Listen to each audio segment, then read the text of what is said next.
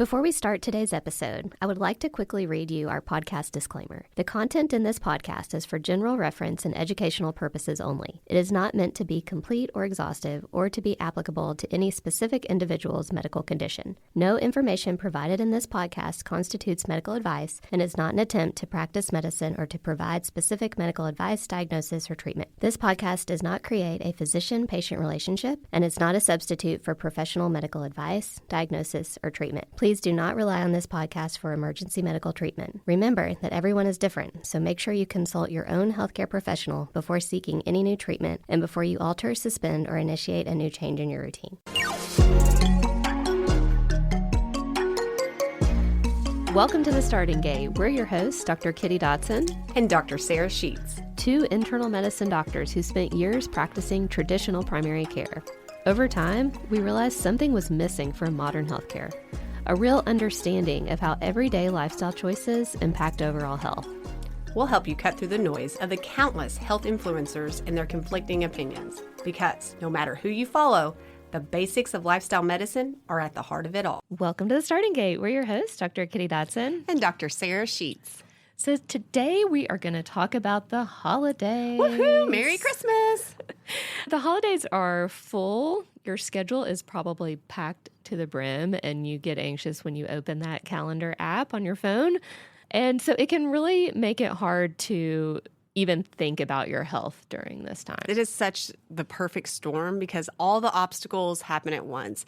Your sleep may be off. You may have some family stress going on. Your kids are at home and start getting a little cabin fever after you're home a little bit, as well as your normal exercise routine may be off, what you eat is different. Literally everything in the month of December sometimes feels so different than the rest of the year. And so it can feel overwhelming trying to do anything for your health. Yeah. And so really just thinking about a few little things that you can do and not striving to meet extreme health goals or to try to be perfect with anything, but really just trying to have a few things that you keep consistent, and then really thinking about your environment during this time, because you don't want to just be having to rely on willpower all the time to be resisting the treats and everything. And you really just want to set yourself up for success, but then not dwell on things if you don't do something well. So to help us, we've come up with 12 healthy habits that both of us feel like are great, easy habits to keep consistent over the next few weeks to help you feel well, as well as if you do have big goals for January 1, to help you not feel like you're starting from scratch by the time January 1 comes around,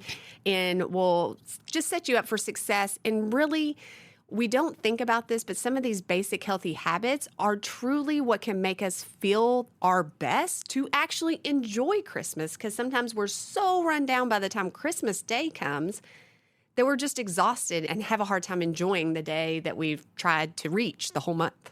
Yeah, and if you didn't listen to our holiday episode last year, go back and take a listen to that. That one was really focused more on thinking about how to structure your holiday, setting up boundaries that you need to.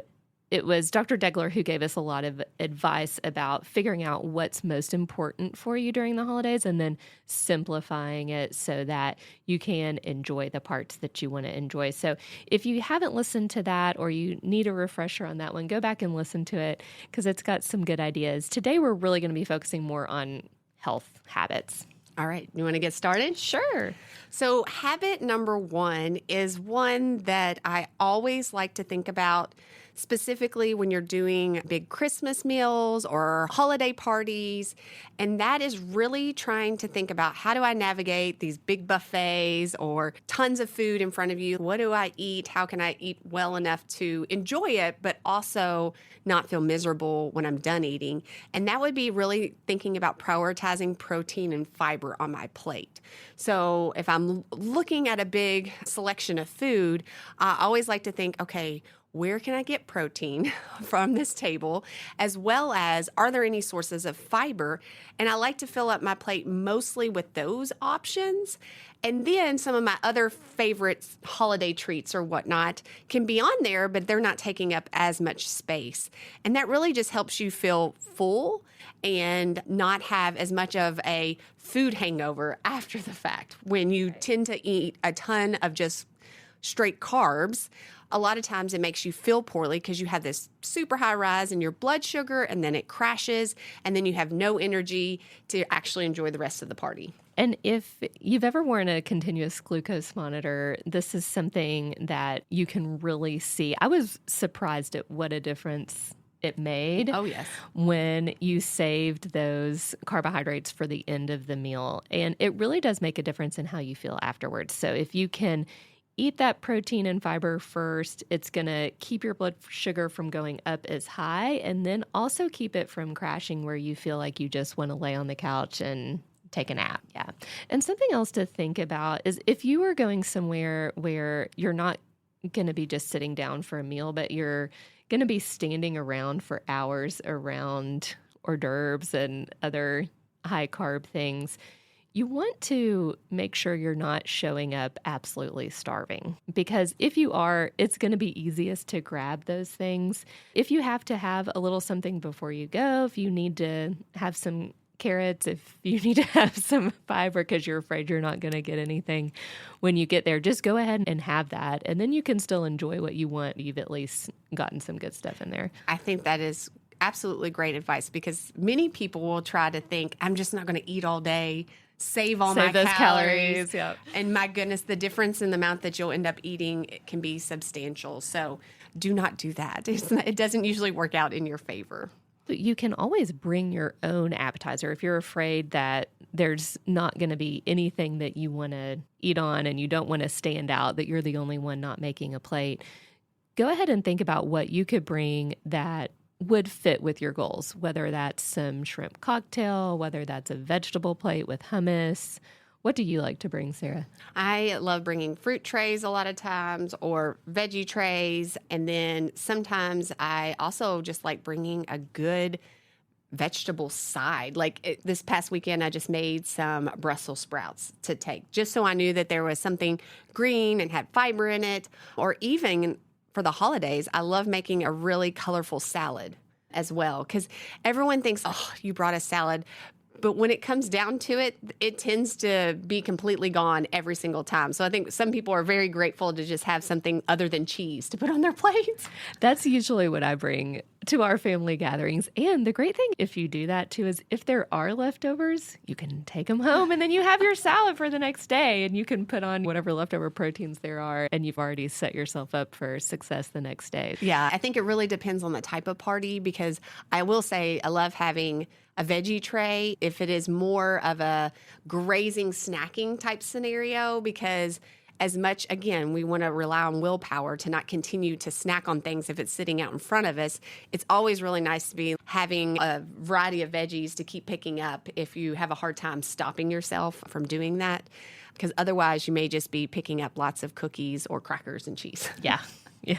My neighbor almost always brings the best shrimp cocktail. Oh, that's a great idea, too. She goes and gets shrimp, she puts it out on ice, and then mixes up her own cocktail sauce, and it is delicious. Yeah, no, that's a way to get some protein in. Yes.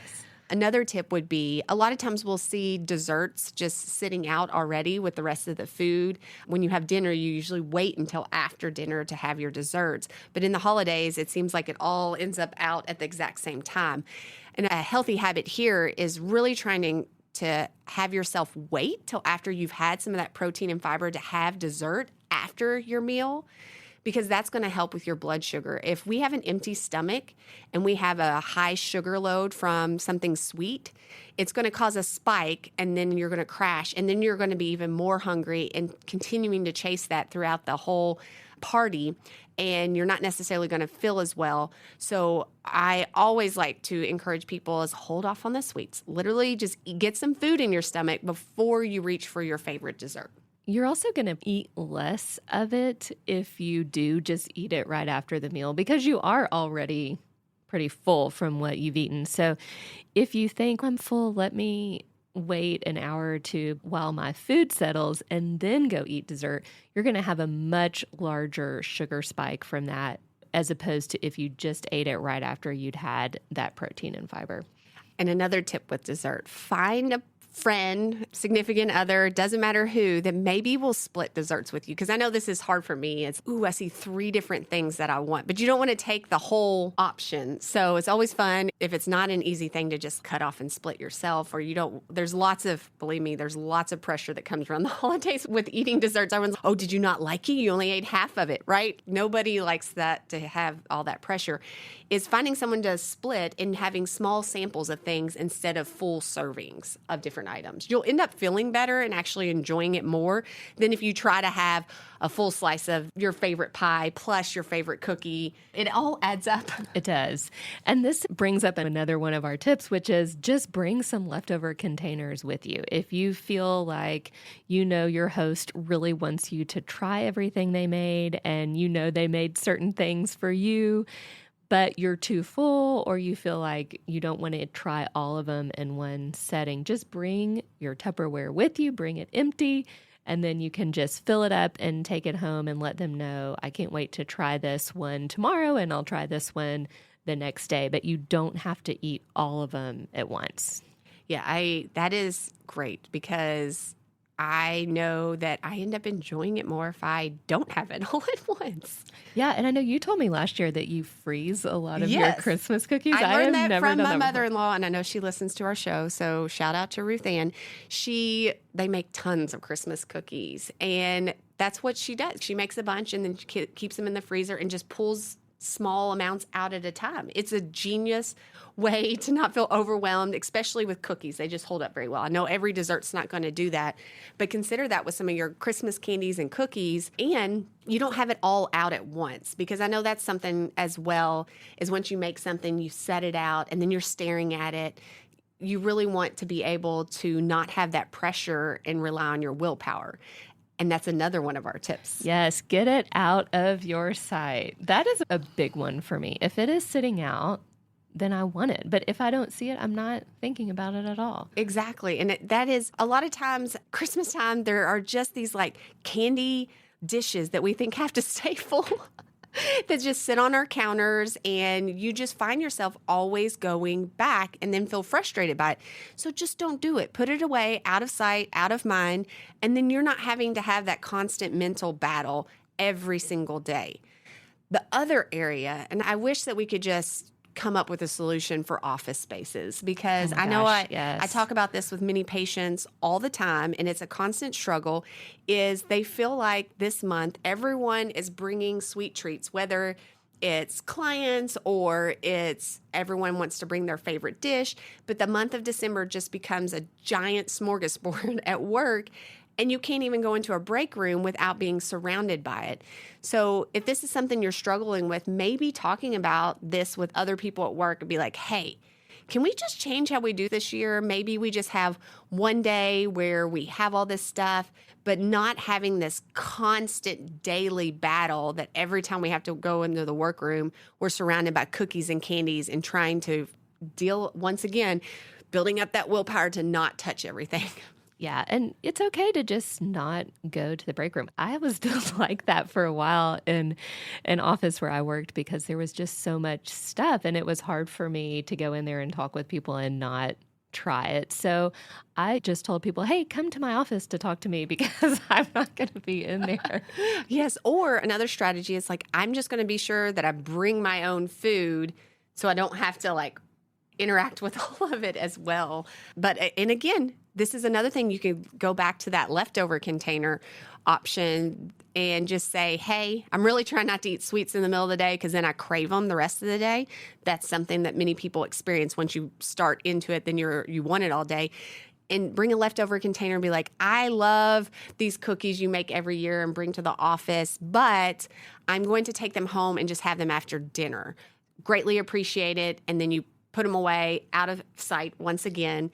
And that can also help reduce it, but also show someone that you appreciate what they made for you. And just be honest with yourself. Really stop and think about what your weaknesses are and save those sugar highs for things that really are important. If someone makes a pie you love, if you really want to make sure you try the cookies that your kids make, and leave the jar of M&Ms that's sitting out, because that's not really giving you memories and things like that. So really try to just think about, what do you want to have during the holiday season? And then the other stuff, just try to get it out of your sight. I just quit putting my weakness during the fall is candy corn. Just love candy corn and those little pumpkins that taste like candy corn.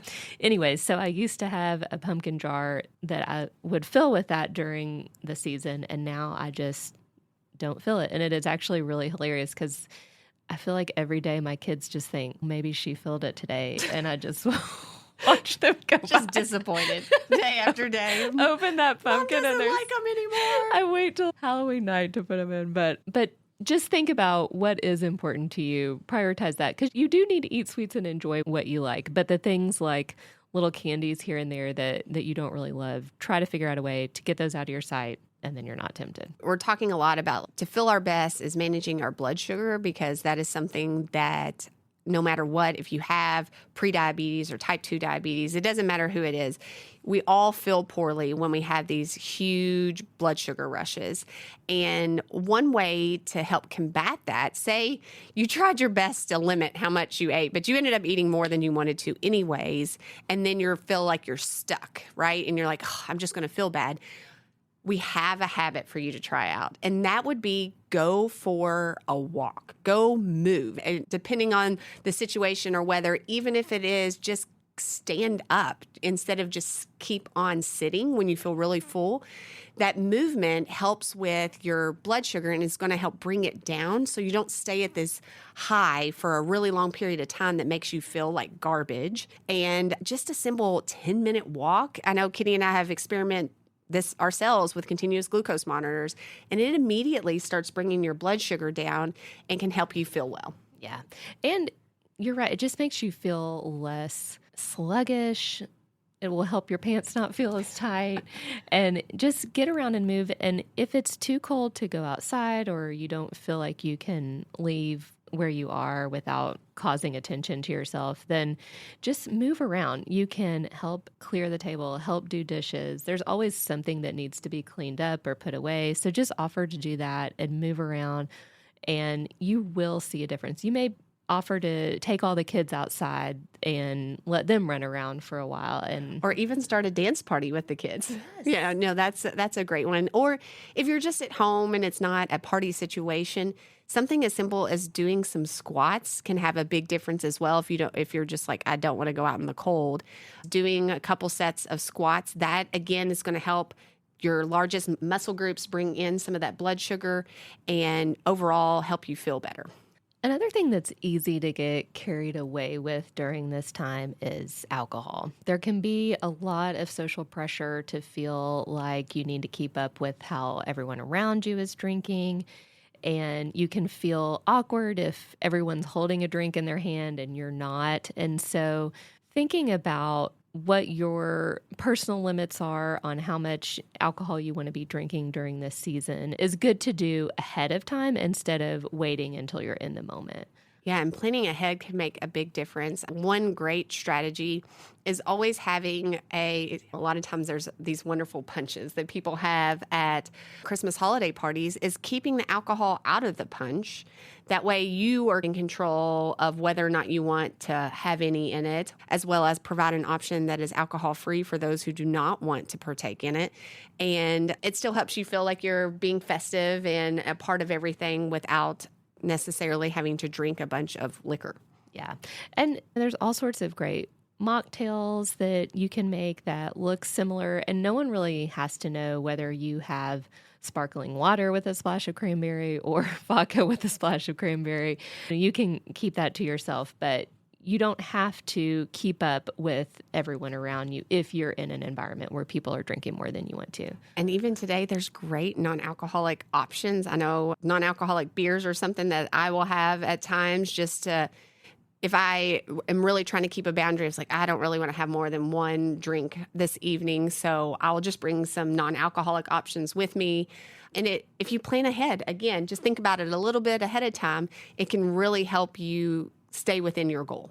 Yeah. And if you do have kids, they love having a fun drink too. So you can make it your duty to make the drink for the kids, and then you can have some of that as well. And trying to limit alcohol also makes many of these other healthy habits easier. A lot of times when we drink a lot of alcohol, we suddenly start snacking more, our appetite's different, everything seems to go by the wayside when we've had too much alcohol. So really thinking about if that is something that you struggle with is, again, having a boundary in place so everything doesn't feel like it gets out of whack just because you ended up having 3-4 drinks at a party. And if it's still hard for you to say no or feel like you need an excuse, we're offering you a great Christmas gift this year. You can blame us! Woo!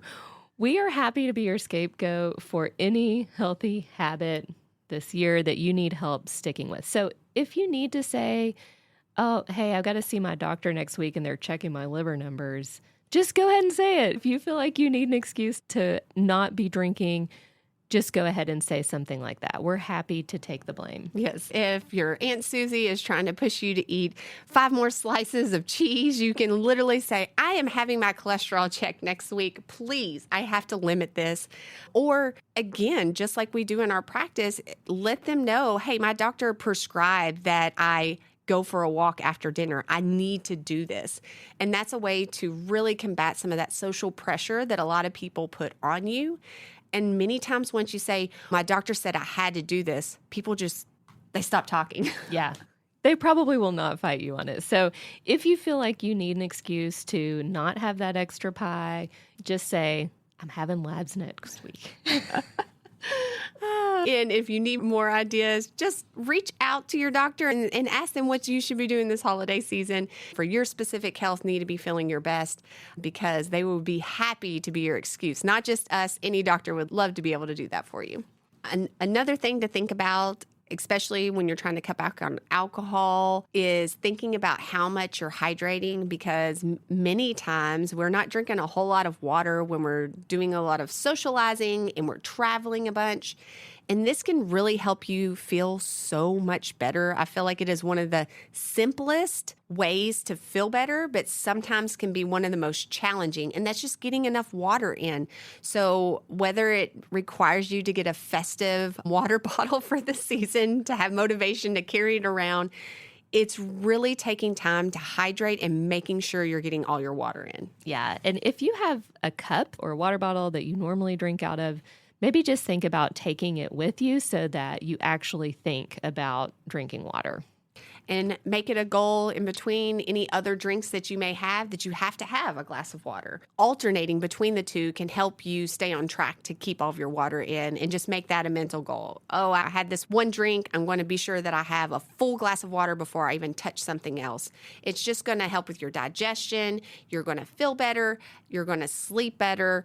And it'll help you keep that alcohol lower as well. Yeah, especially if you're drinking alcohol. And I will tell you, we had a great episode last year with Beth Cronenberg, and she talked about hot lemon water. And I hadn't done it all summer, and I just started having that again. And it is so good. If you feel like you just need a good warm beverage, warm water with about a third of a lemon squeezed into it is delicious. And I like to challenge it even more and do it before your coffee because it really just gets you a great start for the day. So you're not having that caffeine dump on an empty stomach, and it's amazing. So if you haven't tried it, I know it sounds crazy, but you should at least give it a shot. Things like not having your own water bottle around can get you off track for drinking water, but also just having a different schedule and doing things out of your normal routine can really throw you off working in any exercise. Yeah, and I really think especially during the holiday season, getting up and doing it first can make such a difference in your day. I have already noticed it this month. When I am laying in bed, like, I don't want to do anything. I don't love winter. I don't love cold months. And I'm like, the sky is gray. And literally my attitude is completely different on days that I get up and exercise first versus just starting my day without the exercise, because I feel like I'm all gloom and doom all day long if I don't just get up and get moving. Yeah. And I think the hard thing too is because you are trying to work in seeing family and friends, or you might realize, oh no, I forgot to get a gift for so-and-so and you've got to run, do that last minute. Your days can really get away from you. And I would really encourage you, even if you normally exercise later in the day, just to try to get something done in the morning, because that way you know you've gotten it done. You're going to feel the benefits of that all day. And then if something comes up where you don't get to do the exercise you had planned, then you've still gotten something in. It could just be 10 minutes of something. That's exactly. I was getting ready to say that. I was like, this is a time where you have got to let go of the fact that, because many people are like, if I can't work out at least 30 minutes, it's not worth my time. Let that go. If it is 10 minutes, if it's 15 minutes, if it's 20 minutes, it doesn't matter. All those still count. They're going to help you stay consistent, and it's better than not doing anything.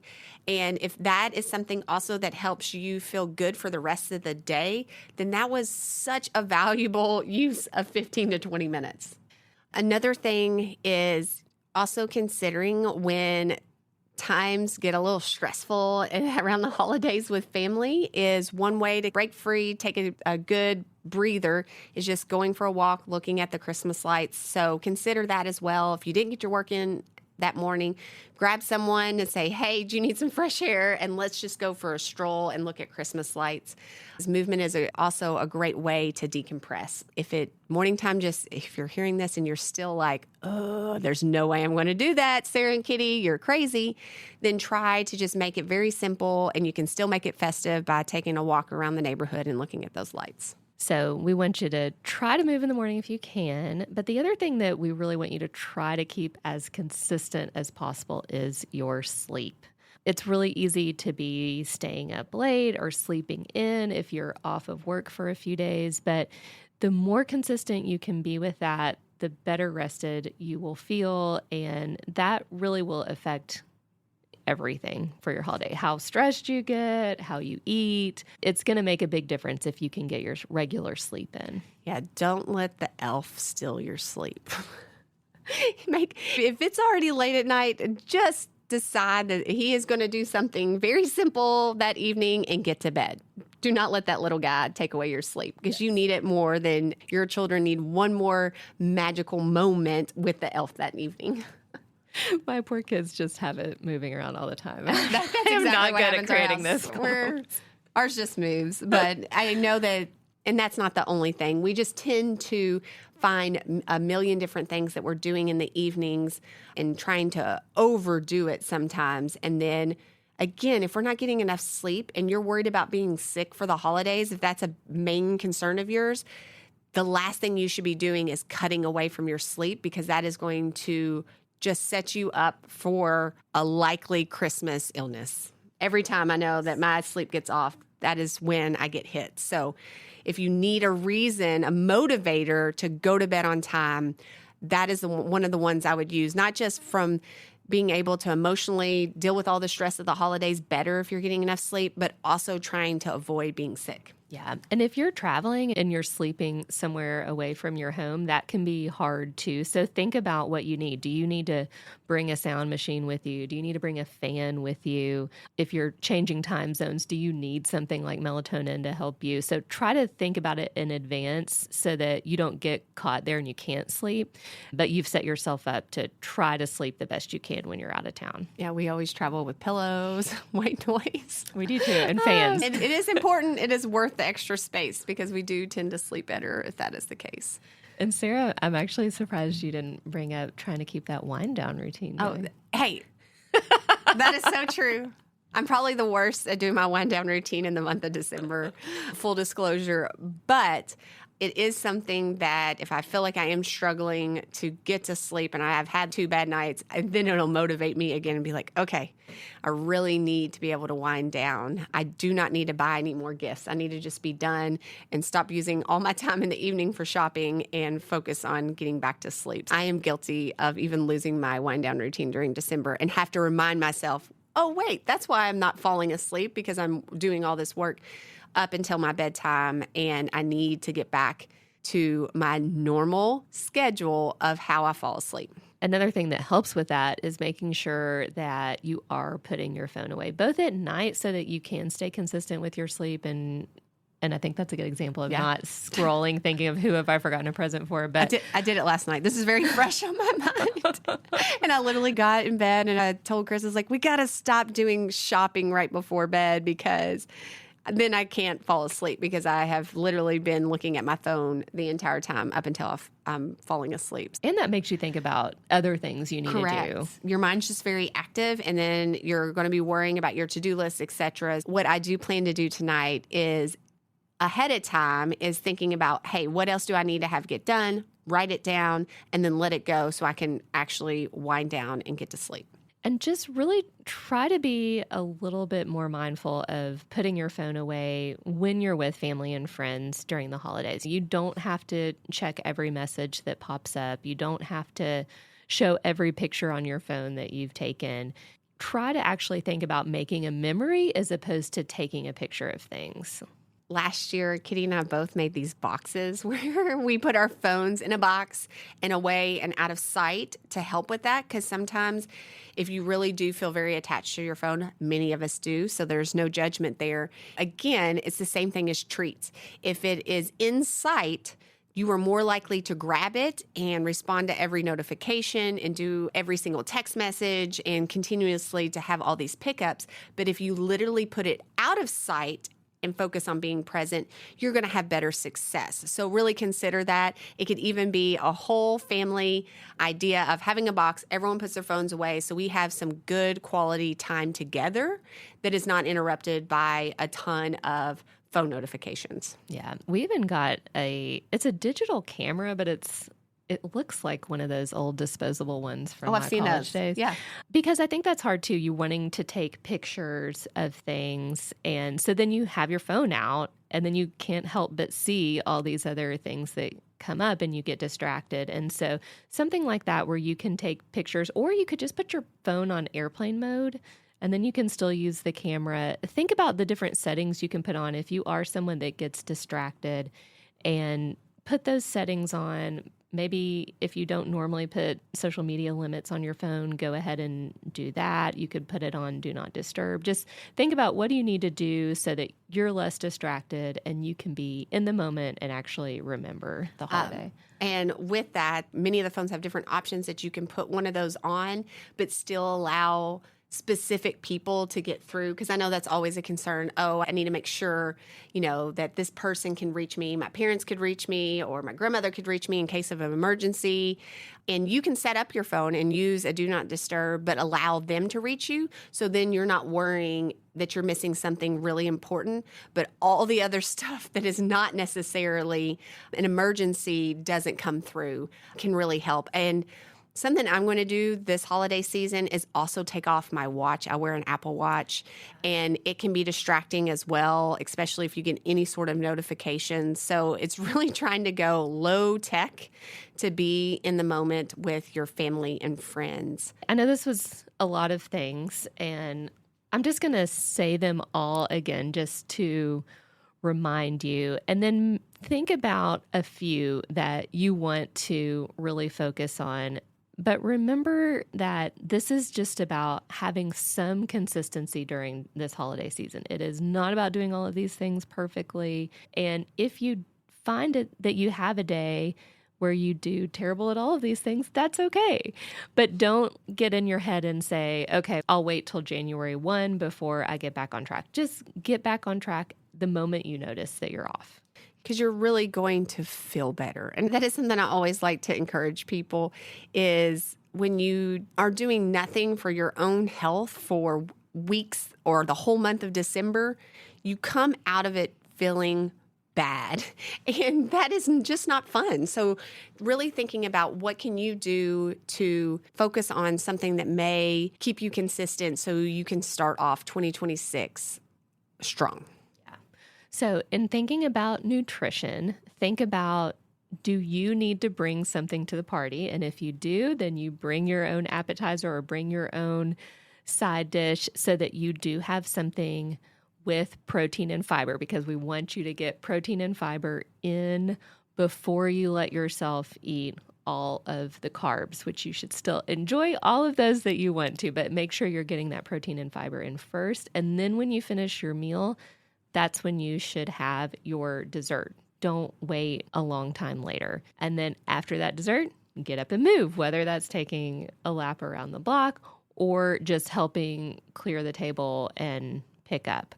And then also make sure you're getting all your water in, and let that help you from drinking too much as well. Putting in some of those fun mocktails or other things to drink so you still feel festive and a part of the party. It doesn't always have to be alcohol. Just remember that. And that helps with many of these other goals as well. And then try to make sure you're getting some exercise in. We would recommend just doing it first thing in the morning, even if it's only 10 minutes. That way you know it's not going to get put off and not get done that day. And make sure you protect your sleep. Yes, as a reminder, schedules help a ton. So do your best, even if you have to set an alarm, a bedtime alarm that reminds you, hey, it's time to start winding down and get ready for bed. You will be very appreciative of that sleep the next day. And then there's a few things to put away. One is your phone, and the other is all the treats that sit out on the countertop. So just put those things away, out of sight, out of mind. And then don't forget our holiday gift to you. We're your best excuse. So blame us for everything. Sorry, I've got to exercise before I come over to the party because my doctor's having me try a new thing for my knee pain. There's a million excuses you can come up to say that your doctor told you to do in order to stick to these goals. So use any and all of them. And as we're mentioning many of these healthy habits, just thinking ahead of common roadblocks that you may have. We're all different. We all experience different holidays. And thinking of a plan ahead of time, because if you leave it for you to think on your feet, we tend to not do the healthiest option at times. So if there is a specific roadblock that you know always happens, go on and make a plan and have it in place and verbalize that to your loved ones. And that will help you stay consistent as well. And if you come up with a plan and you don't stick to it, also don't let that totally derail you. Learn from it, and you have this holiday will come around again. So learn from that so that maybe next time you can think about how you'll do it differently. And that's how we learn. So don't get frustrated if you think to yourself, I'm going to do this at this party and that goes awry. Just think about why that happened and then make a different plan next year. And if you want a reminder of all these different healthy habits that we just talked about, we created an ebook that's easy. We'll have it in our show notes. You can click on it. It'll remind you of all these healthy habits and why we suggest them, and use it as a tool. Again, you don't have to do all of them, but just pick a couple that can help you stay consistent so you can feel your best this holiday. We hope you have a great holiday.